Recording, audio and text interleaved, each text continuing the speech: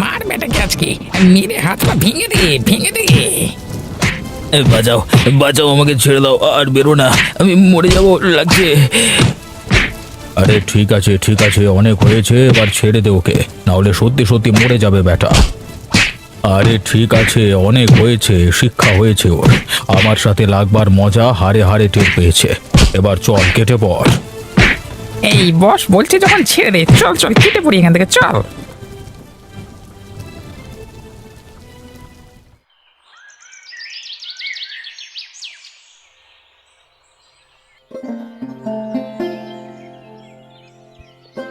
না, ভোরবেলা বেরোতে হবে, বেশি দেরি করলে আর ভালো সবজি পাওয়া যাবে না। আজকাল সবজির যা বাজার চলছে, বেশি দেরি করলে দরদাম করে কিনে পাশের হাট থেকে এনে নিমতলার হাটে দোকান লাগাতে অনেক দেরি হয়ে যাবে বাবা। আরে গোপালদা, এই গোপালদা, একবার তাড়াতাড়ি করে বেরো, এই জরুরি খবর দেওয়ার আছে একটা। আরে কি হয়েছে রে ভাই, এত সকাল সকাল? জানিস না আমি এখন দোকান লাগাতে যাচ্ছি। আরে সে তো তুমি রোজ যাও, আজকে যা ঝামেলা হয়ে গেছে না এদিকে। আরে তোদের রোজ কিছু না কিছু একটা ঝামেলা লেগেই থাকে না? এই সকালবেলায় তোরা ঝামেলার খবর শোনাতে এসে আমার যাওয়াটা দেরি করিয়ে দিচ্ছিস। বলি একদিন দেরিতে গেলে কি হবে শুনি? আরে সেই হিসেব যদি তুই বুঝতিস, সেই কোন দূরের হাট থেকে সবজি এনে এই হাটে লাগানো। বেশি দেরি করে কি আমি লোককে পচা সবজি খাওয়াবো নাকি? আরে সে তোমার রোজ দিনের গল্প, আজকের ব্যাপারটা অন্য, একটা বড় বিপদ হয়ে গেছে। আরে তাড়াতাড়ি বল দেখি শুনি, কি বিপদ হয়েছে? আরে কালকে রাতে বর্ষার সময় নগেনদাকে রাস্তার ধারে রাগের বশে খুব মেরেছে, সে পড়ে আছে রাস্তার ধারে। আরে বলিস কি রে, এই খবরটা তুই আমাকে এতক্ষণে দিসনি? আশা থেকেই তো তুমি তোমার নিজের কাজের কথা বলছো, আরে আমার কথা শুনলে কই? আরে থাক কাজ আমার মাথায়, একটা লোকের বিপদ হয়েছে আর আমি যাব না। চল চল দেখি, তাড়াতাড়ি করে বের হই। হায় হায়, আমার কি সর্বনাশ হয়ে গেল গো! আমার ছেলেটাকে কে এমন করে মারলো?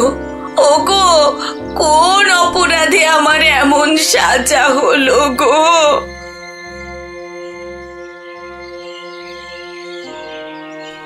কি হয়েছে বুড়িমা, নগেন কোথায়? বুড়িমা, নগেন এখন কেমন আছে? এই বিপদের দিনে তোমরা এসেছো বাবা, আমি একটু ভরসা পেয়েছি বুকে। বলো না তোমরা, আমার ছেলেটাকে কারা এভাবে মারলো? নগেন কোথায়? আমরা নগেনকে দেখে আসি আগে। ওই যে শুয়ে আছে ঘরের মধ্যে। কি মনে হচ্ছে গোপালদা, কে এমন কাজ করতে পারে? আরে তার থেকেও বড় কথা, প্রথমে আমাদের ভাবতে হবে কেন এমন কাজ করেছে, কি এমন করেছিল নগেন যে তার জন্য তাকে এমন শাস্তি পেতে হলো। কিন্তু যাই করুক, মানুষ তো, তার সাজা এমন হতে পারে না। সাজা তো এমন ভয়ানক হতে পারে না ঠিক আছে, কিন্তু নগেনের নিশ্চয়ই কোনো দোষ আছে। দোষ থাকলেও গোপালদা, এমন করে মারাটা তো ভয়ানক অপরাধ। আর যদি নগেনদার কিছু একটা হয়ে যেত আজকে, তাহলে কি হতো বলো তো? আমাদেরকে খুঁজে বার করতে হবে সেই লোকটাকে, যে নগেনকে এভাবে মেরেছে। আমার মনে হয় না গোপালদা যে এটা একটা লোকের কাজ, আমার মনে হয় অনেকে মিলে কাজটা করেছে।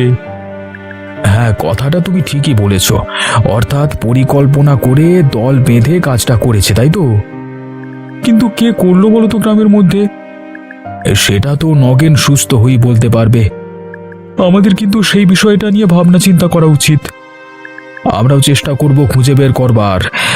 আসামিকে যদি একবার পাই, তাহলে মানে একটা লোককে এভাবে মেরে গেল গ্রামের মধ্যে, তাদেরকে তো আর সহজে ছেড়ে দেওয়া যায় না।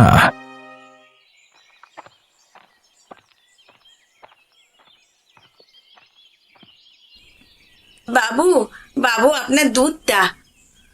হ্যাঁ হ্যাঁ দাও, তা গরম গরম এনেছো তো? হ্যাঁ বাবু, আপনি গরম দুধ পছন্দ করেন, তাই আমি গরম দুধই এনেছি। বাবু, একটা কথা বলার ছিল আপনাকে। কি হয়েছে, কি কথা বলবে? কিছু হয়েছে নাকি? হ্যাঁ, কাল রাতে গ্রামে একটা খুব খারাপ ঘটনা ঘটে গেছে, সেটাই আপনাকে বলার ছিল। গ্রামে ঘটনা ঘটে গেছে? আর সেই খোঁজ আমি জানি না, এমনটা তো হতে পারে না। তো কি ঘটেছে আমাকে বলো শুনি। গ্রামের নগেনদাকে রাতের বেলা অনেকগুলো লোক বোধহয় পিটিয়ে রেখে গেছে। তার অবস্থা খুব একটা ভালো না শুনে এলাম। কি বলছোটা কি? আমাদের নগেনকে? হ্যাঁ বাবু, আমাদের নগেনদাকে। সবাই তো বলছে কোনো পুরনো রাগ মেটানোর জন্য এমন কাজ কেউ বুঝি দল বেঁধে করেছে। খবরটা সত্যি তো আমি জানতাম না। এই বিষয়ে কিছুই যে আমার জানা নেই। তোমার কাছে শুনলাম, এখন দেখি কি করা যায়। একমাত্র আপনি চাইলেই কিছু একটা হতে পারে। একমাত্র আপনি এর বিহিত করতে পারেন বাবু। কি আর করব বলো, আমাদের কি আর করবার আছে? আপনি কি সত্যি জানেন না, নাকি জেনেও না জানার ভান করছেন? গ্রামে একটা ইঁদুর মরলেও খবর আপনার কাছে চলে আসে, আর এত বড় খবরটা আপনি জানতে পারলেন না? ব্যাপারটা কেমন যেন আরো সন্দেহজনক মনে হচ্ছে। ঠিক আছে, তুমি এখন যাও, আমি দেখছি ব্যাপারটা নিয়ে কি করা যায়। হ্যাঁ, দেখবেন কিন্তু বাবু। তুমি ভেবো না, আমার মনে হয় চোরের জাত ঠিকই আছে যারা মেরেছে।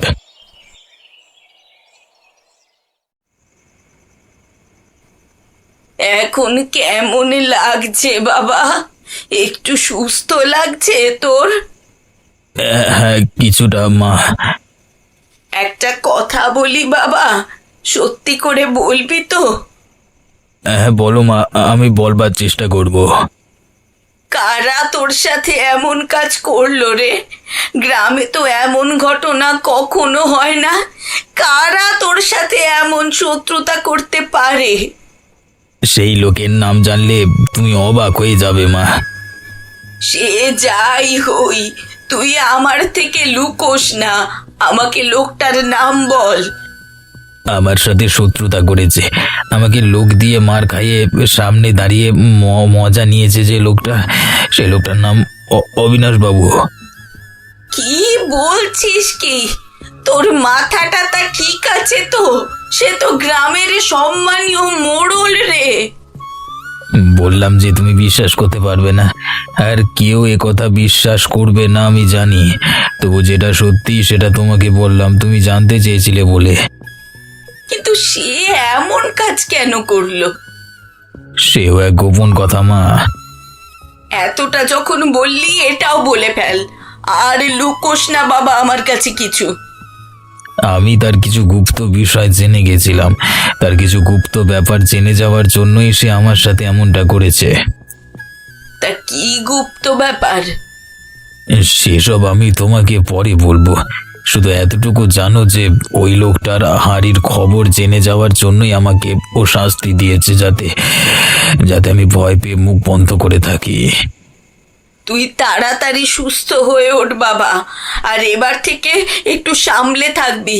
জানিস তো, আমরা ওই মানুষটার সামনে সামান্য লোক। ওর সাথে কি ঝামেলা করে আমাদের দিন চলবে, নাকি আমরা প্রাণ নিয়ে বেঁচে থাকতে পারবো? সাবধানে তো থাকতেই হবে মা। দেখো নগেন, ব্যাপারটা খুবই গোপনীয়, তোমাকে বিশ্বাস করি তাই তোমাকে বলতে চাই। তাছাড়া এই বিষয়ে আমি খুব কম লোককেই বলেছি। আসলে কি বলতো, সবাইকে তো আর বিশ্বাস করা যায় না। আমি জানি বাবু, আপনি আমাকে বিশ্বাস করেন। আপনি নিশ্চিন্তে বলুন, এ কথা আমি ছাড়া আর কেউ জানবে না। আমি নিমতলির হাটে একটা মদের ভাটি খুলতে চাই। আর হ্যাঁ, শুধু ভাটি নয়, সেখানে একটা বেআইনি মদের কারখানাও করতে চাই আমি। আর তার জন্য তোমার সাহায্য লাগবে। কিন্তু বাবু, এই বেআইনি মদ খেয়ে গ্রামের লোকের ক্ষতি হবে। এই কাজ খারাপ কাজ। কিসের কার ভালো হয়, কিসের কার খারাপ হয়, তা আমি তোমার কাছে শিখতে যাব নাকি? যেটা বলছি সেটা করো। বাবু, আমি আপনাকে ভরসা করি, বিশ্বাস করি। সেই ভরসা বিশ্বাস থেকে ভেবেছিলাম আপনি আমাকে ভালো কিছু কাজের জন্য বলবেন, কিন্তু আপনি এমন একটা কাজ করবার কথা বলছেন, সেটাতে আমার মন সাই দিচ্ছে না। কাজটা আমার করবার ইচ্ছে করছে না। আমায় কিছু মনে করবেন না, কিন্তু আমি কাজে সহমত নই। দেখো নগেন, বেশি বেচাল করো না। আমি এর মধ্যেই এই বিষয়ে অনেকটা এগিয়ে গিয়েছি। আর তাছাড়া তোমার ভালো মন্দ মতামত আমি নিতে চাই না। মনে করো এটা আমার আদেশ, আর তোমাকে সেটা পালন করতে হবে। তো তবু আমি সেই কাজ করতে বাধ্য নেই বাবু। আপনি হয়তো রাগ করবেন আমার উপর, কিন্তু বিশ্বাস করুন আমি এমন কোনো কাজ করতে পারবো না যেটা বেআইনি এবং সেটা সমাজের লোকের জন্য খারাপ। দেখো, যারা আমার সাথ দেয় তাদেরকেই শুধু আমি আমার সাথে রাখি, বাকিদের আমি দুনিয়া থেকে সরিয়ে দিই। তাহলে তোমার সাথে সেটাই হবে। এগিয়ে আছিস, ওর মেরে হাত পাটা ভেঙে দে তো।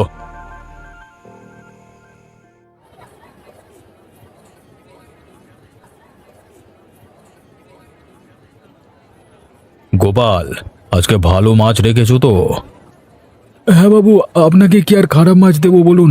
এটা কোন মাছটা নিয়ে যাবেন পছন্দ করুন তো। ওই যে সব থেকে বড় মাছটা দাও আমাকে। মাছ তো দিচ্ছি বাবু, কিন্তু একটা কথা ছিল আপনার সাথে। কি কথা বলো তো? কারা যেন নগেনকে সেদিন রাতে খুব মার মেরে গেছে, তাকে দেখে এলাম। অবস্থা খুব একটা ভালো নয়। যারাই মেরেছে ভালো করেনি বাবু, আপনি এর একটা বিহিত করুন।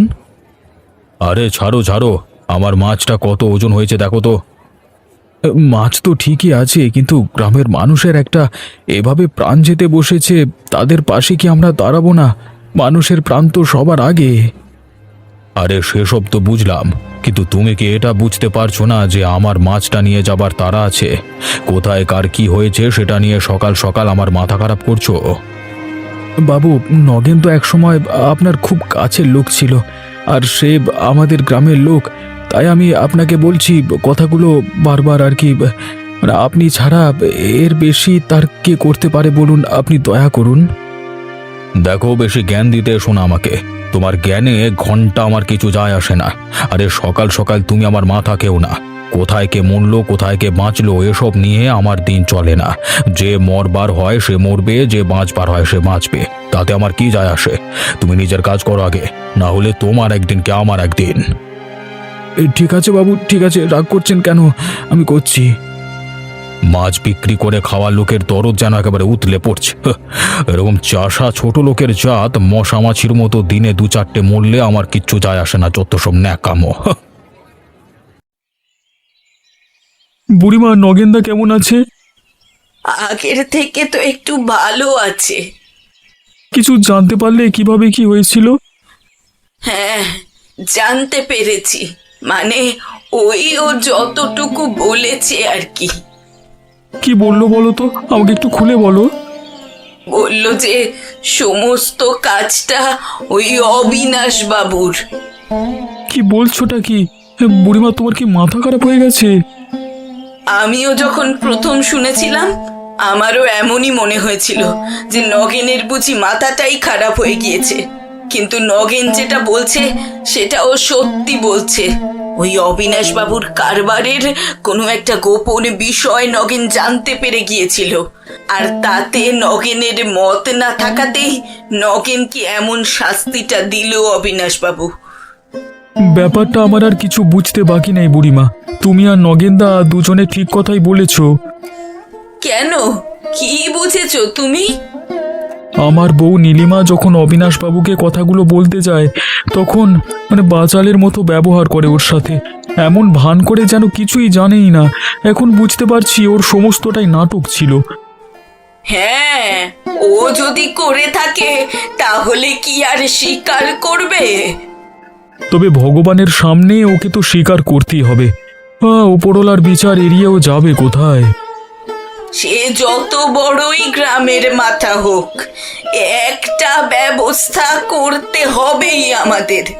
শাস্তি ওকে পেতেই হবে। হ্যাঁ, সে যাই হোক, এত বড় একটা অপরাধের শাস্তি ওকে না দিয়ে ছাড়া যায় না। আর যদি আমরা ওকে ছেড়ে দিই, কালকে আরো বড় ঘটনা ঘটাবে। আমরা এই অবিচার কিছুতেই সহ্য করব না। ওকে শাস্তি না দিতে পারলে আর উচিত শিক্ষা না দিতে পারলে আমারও শান্তি নেই।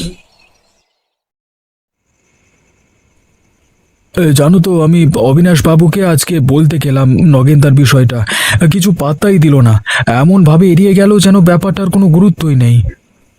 বাজারে এসেছিলেন নাকি অবিনাশ বাবু? হ্যাঁ, সেখানেই আমি বলতে গেছিলাম ব্যাপারটা, উল্টে আমাকে ধমক দিয়ে চুপ করিয়ে দিল। ব্যাপারটা কি একটু সন্দেহজনক নয়? হ্যাঁ, এমন কিছু একটা ব্যাপার আছে যেটা আমাদের চোখে পড়ছে না। জিনিসটা আমার খুব খারাপ লাগছে। খারাপ তো বটেই, এক সময় ওই লোকটা অবিনাশ বাবুর কত প্রিয় ছিল। হ্যাঁ, কি করেনি নগেন ওর জন্য। আর সেই অবিনাশ বাবুই কিনা এত কাছের লোকটার এরকম বিপদের দিনে একবার সামনে গিয়ে দাঁড়ালো না। মানুষ এইরকমই স্বার্থপর হয় বোধহয়। শুধু স্বার্থপরতা না ভেতরে আর কিছু আছে সেটাই আমাকে ভাবাচ্ছে লতা। জিনিসটা আমারও অবিনাশ বাবুর ব্যবহারে যে মনে হয়নি তেমনটা নয়, তবে আমি মুখের ওপর কিছু বলতে পারিনি। মানুষটা যে সোজা মানুষ নয়। তোমার ঠিক কি সন্দেহ হচ্ছে বলো তো? আমার মনে হচ্ছে এই সব কিছুর পিছনে ওই লোকটাই যুক্ত আছে। অবিনাশ বাবুর একটা হাত আছে নগেনদার এই বিপদের পিছনে। তার মানে তুমি বলতে চাইছো অবিনাশ বাবু সমস্তটা পরিকল্পনা করে করেছে? অসম্ভব তো কিছুই নয়। ধরো কোনো একটা বিষয় নিয়ে ঝামেলা হলো, আর তারপরেই তোমার কথাটাকে একদম উড়িয়ে দেওয়া যাচ্ছে না লতা। তবে অপরাধ যেই করুক একদিন তাকে শাস্তি পেতেই হবে। হ্যাঁ, এই নৃশংসতার শাস্তি ভগবান তাকে ঠিক দেবেন।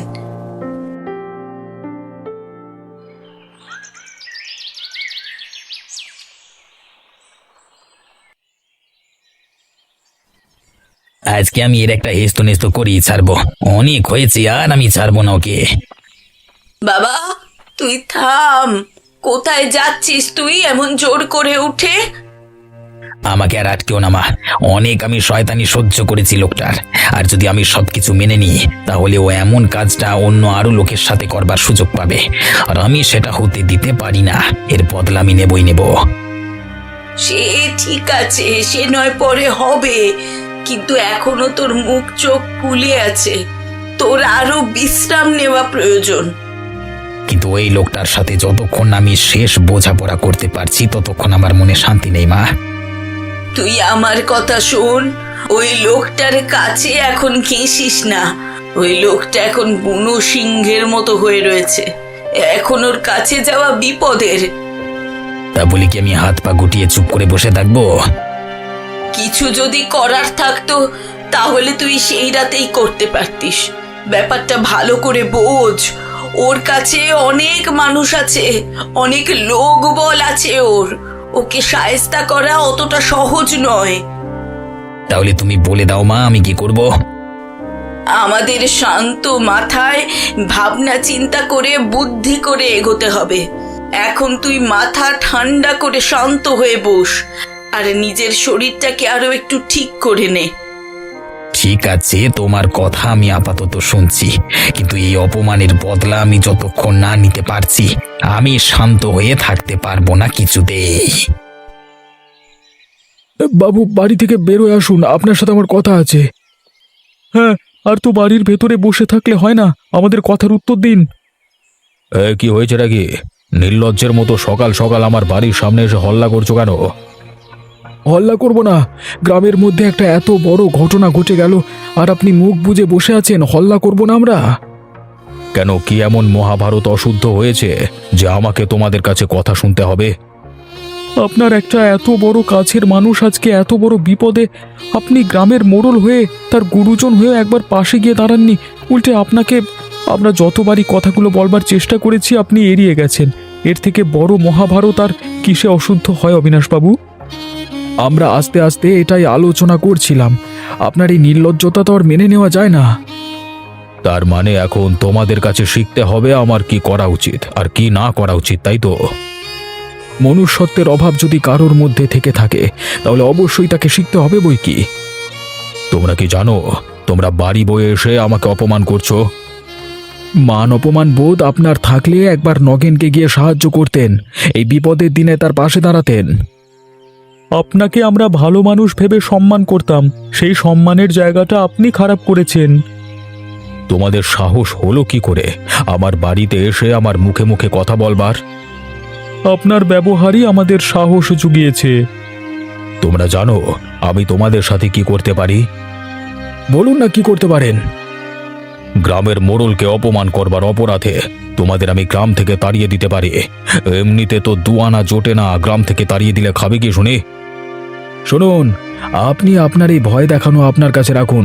আপনাকে দেখে আমরা আর ভয় পেতে চাই না। আপনার যা করবার আছে করে নিন বাবু। এবার আমরাও আমাদের যা করবার আছে সেটাই করব। চলি তাহলে। যাওয়ার আগে একটা কথা শুনে নাও কান খুলে। আমার নাম অবিনাশ মোড়ল। আমার পেছনে লেগে আজ পর্যন্ত কেউ সুখে শান্তিতে থাকতে পারিনি। তোমাদের যদি না আমি গ্রাম ছাড়া করতে পেরেছি তো আমার নামও এখন দূর হও এখান থেকে।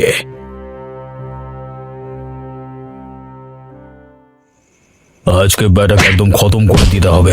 ব্যাটার বড্ড বার বেড়েছে। আপনি কিচ্ছু চিন্তা করবেন না বস, আজকে আবার খালাস করে দেবো। চলে সরালে আর দুনিয়া থেকে সরিয়ে দিই মালটাকে। শয়তানের বাচ্চা, তোরা কারা রে? এক মাঘে তোদের শীত যায়নি না? তোরা আবার এসেছিস আমার ছেলেটার পিছনে লাগতে। এই বলি সরে যাও, না হলে তোমার প্রাণটাও যাবে শেষ পর্যন্ত। এই কি আছিস, মার মালটাকে। বাঁচাও মরে গেলাম ওরে বাবা। আরে আরে আরো ভালো করে মার এটাকে। একবার মার খেয়ে বেটা শান্তি হয়নি, শিক্ষাও হয়নি, এখন একেবারে পুরো খতম করে দে। ছেড়ে দাও, ছেড়ে দাও, আমার ছেলেকে ছেড়ে দাও। ও তোমাদের কি এমন ক্ষতি করেছে? তোমরা ওকে বারবার এমন করে কেন মারছো? এবারে মারলে তো মরে যাবে। ছেড়ে দাও ওকে। দেখেছো তো বুড়ি আমার কত ক্ষমতা, আর তোমরা কিনা আমার পেছনে লাগতে এসেছিলে। বাবু, আপনি কি চান বলুন, আমরা তাই করব। যদি বাঁচতে চাও চুপচাপ এই গ্রাম ছেড়ে চলে যাও, আর একটা কথাও শুনতে চাই না। বেচাল দেখলে সব কটাকে খতম করে রেখে দিয়ে যাবো। এখনো সময় আছে, চুপচাপ চলে যাও এই গ্রাম থেকে। আর কখনো ত্রিসীমানায় আসবে না। এই গ্রামের লোকের সাথে কোনো সম্বন্ধ রাখবে না তোমরা। ঠিক আছে, আমরা তাই করব বাবু। আমরা গ্রাম ছেড়ে চলে যাব। ওকে এবার আপনারা ছেড়ে দিন।